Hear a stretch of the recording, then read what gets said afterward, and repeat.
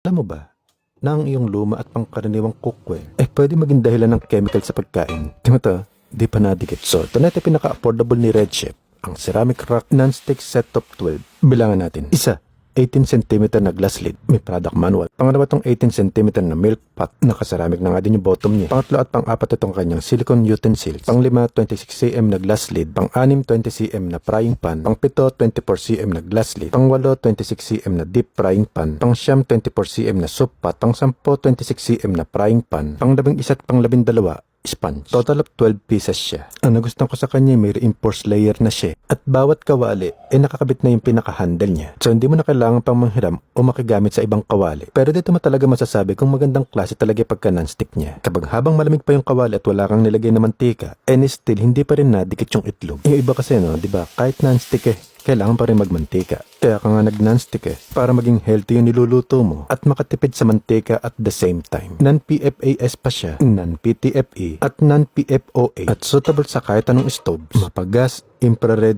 induction, ceramic, glass at electric.